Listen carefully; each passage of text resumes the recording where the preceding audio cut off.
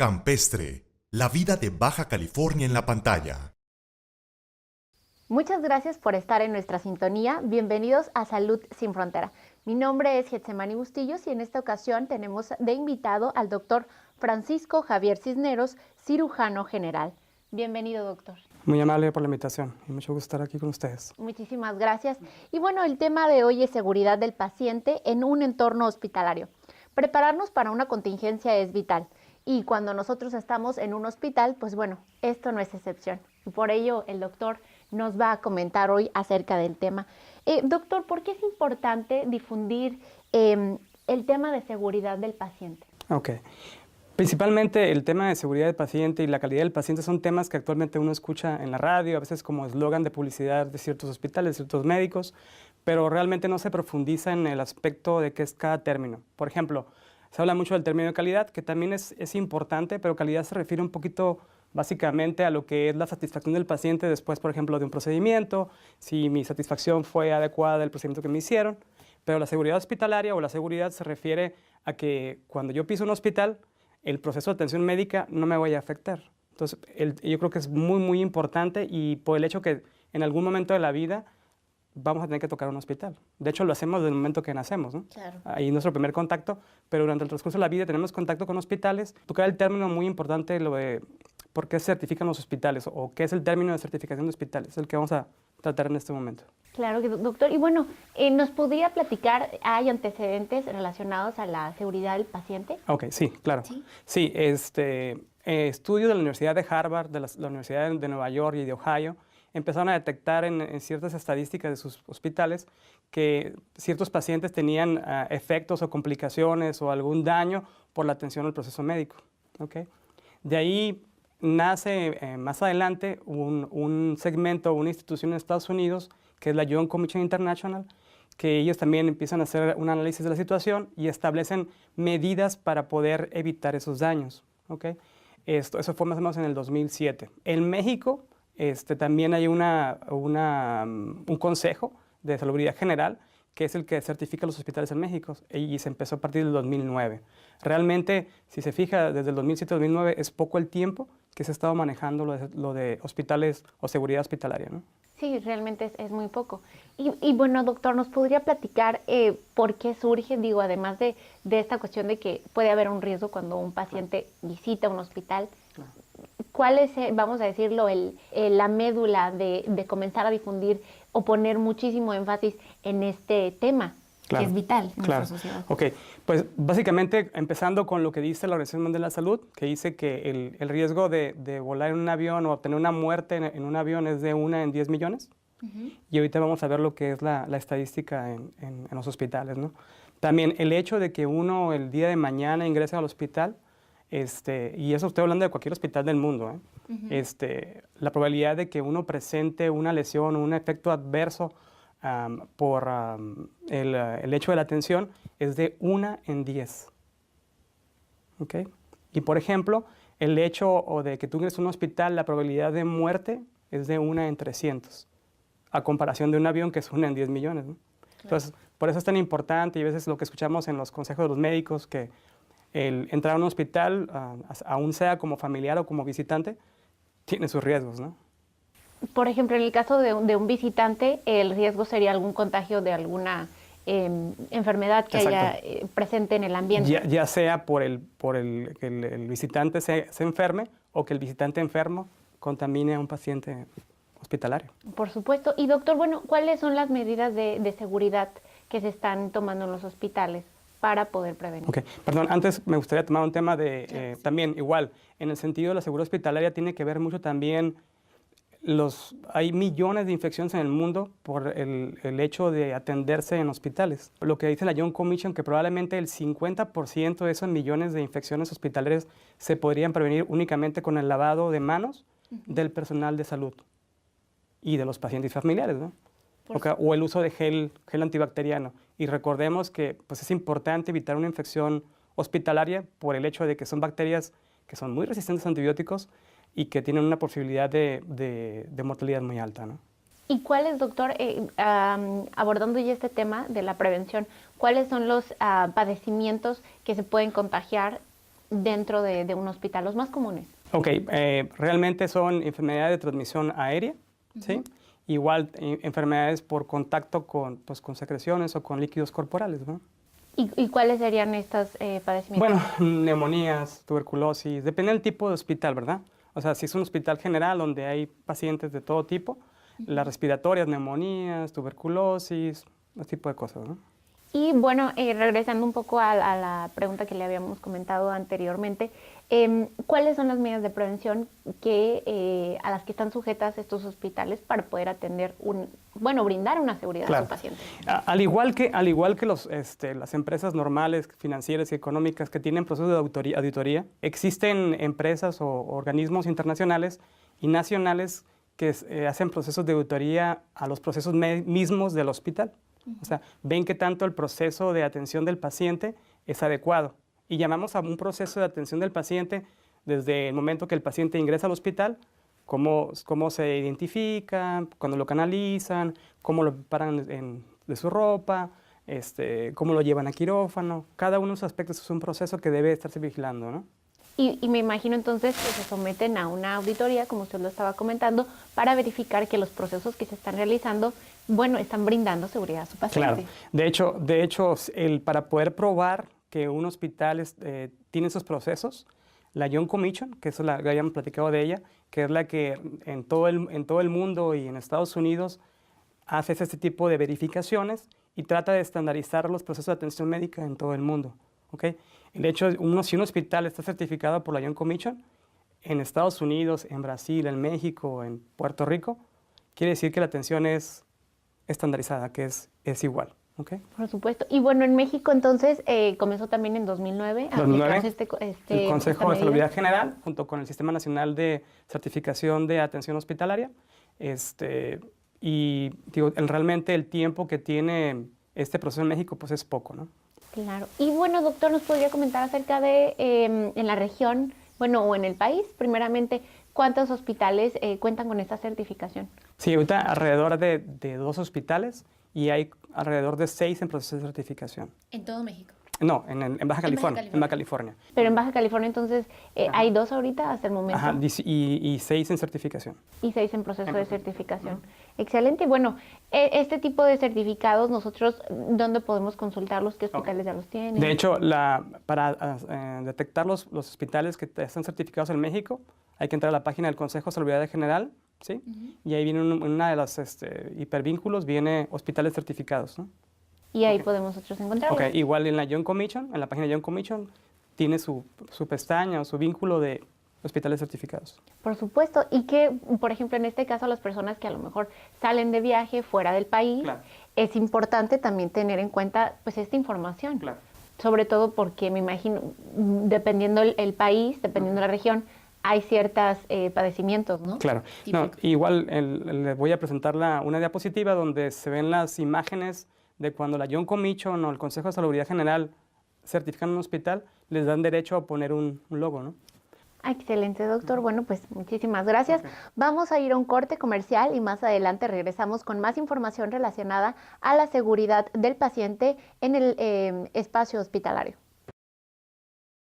Muchas gracias por continuar en nuestra sintonía. En esta ocasión, nuestro invitado es el doctor Francisco Javier Cisneros, cirujano general, y el tema que estamos abordando desde el inicio es la seguridad del paciente en entorno hospitalario. Y bueno, doctor, nos estaba comentando usted acerca de diferentes medidas que se están tomando, pero también comentaba usted que hay una asociación internacional que es la que delimitó cuáles iban a ser los métodos para poder ofrecer seguridad al paciente y que en este caso es la Joint Commission International. Así es, ¿verdad? Así es. Y bueno, doctor, ¿nos podría comentar acerca de los métodos que ellos delimitaron que tendrían que seguir? Ok. La Joint Commission estableció o determinó que con 6 prácticas básicamente en los hospitales se podía reducir más del 80% de las lesiones o aspectos adversos a los pacientes. Y realmente esas prácticas las van a aplicar los hospitales que están certificados o están en proceso de certificación, ¿no? Y, doctor, ¿nos podría comentar acerca de estas prácticas? Claro que sí. Ok, las mejores prácticas hospitalarias o que actualmente se le llaman metas internacionales para seguridad del paciente. La primera es identificación adecuada de los pacientes. Se puede escuchar pues muy sencillo o puede uno pensar no es importante, pero es sumamente importante. Desde el hecho, desde para una enfermera, para aplicar un medicamento, debe estar 100% seguro que es el paciente y el medicamento que se le indicó a ese paciente, ¿no? Igual, un paciente puede ser sometido a una intervención o a un procedimiento si el paciente no está adecuadamente identificado. Tenemos que recordar que en los hospitales los pacientes a veces no están conscientes, tienen efecto de medicamentos o por su misma enfermedad no están conscientes. Entonces, el paciente a veces no te puede decir ni su nombre. Entonces, el hospital debe tener un proceso o un sistema que garantice que el paciente se le realice el procedimiento adecuado en el momento adecuado. Y bueno, eso sería con alguna pulsera como la que se le ponen a los niños. Hay varias maneras de hacerlo, desde digitales, que habla con la tecnología, ¿no? Con pulseras de radiofrecuencia, pero en los hospitales lo mínimo que te pide la John Commission es usar 2 identificadores, por ejemplo, uno en la muñeca, otro en la pared del paciente, y se les pide que incluya 2 identificadores, que va a ser el nombre y la fecha de nacimiento del paciente. No se recomienda o se debe evitar poner el número de cama, porque hay veces que, más en hospitales públicos, hacen movimientos de camas y dejan el rótulo del paciente ahí con el número de cama y se puede confundir, ¿no? Claro, entonces lo ideal es que siempre la identificación vaya con el paciente. Y como ejemplos ahí, pues ya le comentamos algo, ¿no? Pero también es muy importante, por ejemplo, en el caso de los recién nacidos, ¿no? El recién nacido, y lo hemos escuchado a veces en los periódicos, en las televisiones, cómo pasan casos de que se entrega un niño que no corresponde a la mamá. Todo eso se podría evitar con una adecuada identificación correcta del paciente desde el ingreso de la mamá y el momento de que el niño nace, identificarlo en forma correcta, ¿no? Claro, que me imagino, bueno, no sé qué tan recurrente ese sería un tema. Es mínimo, pero debería ser 0, ¿no? Sí, claro, por supuesto. Y bueno, doctor, ¿nos podría comentar acerca de más de las prácticas Claro que sí. También otro de los grandes problemas que detectó la John Commission es que los profesionales de salud deben mejorar su comunicación con los pacientes. La comunicación con los pacientes es un proceso que nosotros lo llamamos en medicina, llamamos rapport, ¿okay? Que es como una comunicación entre el paciente y el médico que sea empática, ¿no? El paciente se sienta confiado del médico y eso le permita decir mayor información y con más seguridad, ¿no? Y más fidedigna, ¿no? ¿Okay? El problema es cuando realmente el médico o el paciente no dice la información completa, por ejemplo, alergias, complicaciones que tuvo con algún medicamento o algún tipo de eventos que no se lo dice el médico y que al final a la postre la falta de decirlo o que el médico no obtuvo esa información van a provocar un daño al paciente al final, ¿no? Por supuesto, porque no tenía al final, bueno, recabada la información completa para brindarle una atención completa. Igual el otro ejemplo es clásico que se pueden prevenir muchas complicaciones en los pacientes posoperados si el médico antes de ingresar al paciente le da sus indicaciones de forma correcta, ¿no? Claro. De hecho, ahorita recordando lo que es la CONAMED, que es el Consejo Nacional de Arbitraje Médico, donde se llevan todos los casos de denuncias por queja de los pacientes o por eventos adversos en los pacientes. La causa número 1 que determinó la CONAMED, que es vital o lo que produce el mayor número de quejas, es la falta de comunicación del profesional de la salud con el paciente o con los familiares. Okay, no le dijo que podía haber esta complicación, no le dijo que el resultado iba a ser tal. Esos detallitos al final, el paciente, el familiar en su proceso de duelo, sienten como que hablan del tema de negligencia, mala praxis, cuando realmente no lo es. Solamente hay una falta de comunicación, ¿no? Por supuesto. Y bueno, al final que en una situación donde hay un duelo, probablemente pues es todavía un poquito más complicado, ¿verdad? De similar. Hay más prácticas, ¿verdad, doctor? De hecho, voy a terminar todavía con esta. Hay algo que pasa muy común en los hospitales y aún en la práctica privada. A veces que cuando hay un paciente en urgencia en un hospital o una urgencia en un hospital, le llaman al médico para pedirle una indicación, ¿no? Entonces aquí pasa como lo clásico, ¿no? El teléfono descompuesto.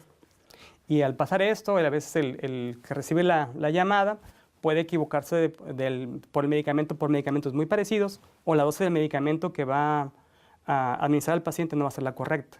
Entonces la John Commission, para evitar este proceso, determina que las llamadas telefónicas y las indicaciones verbales únicamente deben de realizarse en situaciones de urgencias, ¿okay? No como un hecho cotidiano. ¿ok? Y si se van a hacer esas llamadas telefónicas, debe hacerse a través de una bitácora, donde el médico o la persona que recibe la información, que idealmente debe ser un médico, apunta la fecha, la hora que le habla al médico, y el médico le dice la indicación, el médico que está recibiendo la escribe, al terminar de escribirla, le confirma la información, ¿ok? El médico dice acepta, el que está llamando, y ya pasando a eso, básicamente lo que tiene que hacer el médico que recibe la indicación es transcribirlo a la indicación del paciente, ¿no? Pero el hecho ya nada más de confirmarlo, evitas un error médico, ¿no? Sí, por esta cuestión que usted comenta de... El teléfono es compuesto. El teléfono es compuesto y de que se administre el medicamento incorrecto o la cantidad incorrecta, ¿verdad? Al paciente. Muy bien, doctor. Y hay más prácticas, ¿verdad? Sí, claro. El uso de medicamentos de alto riesgo. ¿Qué son los medicamentos de alto riesgo? Ok, los medicamentos de alto riesgo son medicamentos que al ser aplicados en pacientes que no los requieren, pueden provocar serios daños en su salud.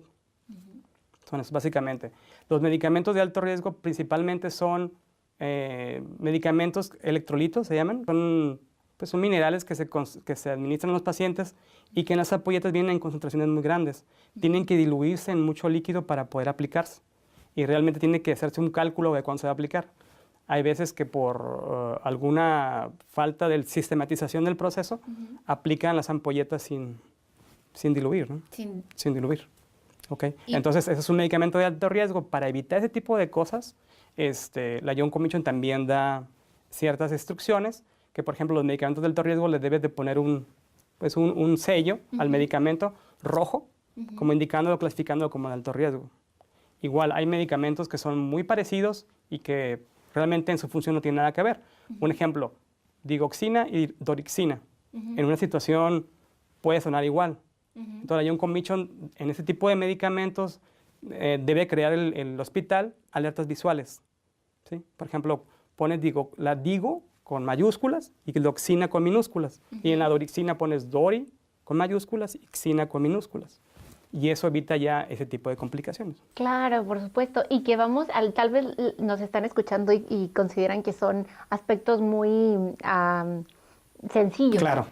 Efectivamente, ¿verdad? La prevención comienza en cuestiones sencillas. Sí, exactamente. Doctor, hay más prácticas, ¿verdad? Sí, algo que yo creo que estamos escuchando mucho en televisión, en la radio, es el término de cirugía segura. El término de cirugía segura es un proceso sistematizado donde se garantiza que se le realice la cirugía a un paciente en el sitio correcto, con el procedimiento correcto y con el cirujano correcto. Hablo con el cirujano correcto porque es también parte de las obligaciones de los hospitales actualmente verificar las competencias de los cirujanos que están operando. O sea, yo como hospital debo garantizar que mi gente que está operando en mi hospital tenga su título, tenga su cédula y tenga su certificación. Desde ahí ya empieza el término de cirugía segura. Pero el término de cirugía segura es muy grande. Es un proceso donde se siguen acciones y de hecho se lleva una lista de verificación antes de la cirugía, durante la cirugía y después de la cirugía. Por ejemplo, puntos que se hacen antes de la cirugía es marcar el sitio donde se va a operar, ¿sí? Y principalmente en sitios que son bilaterales.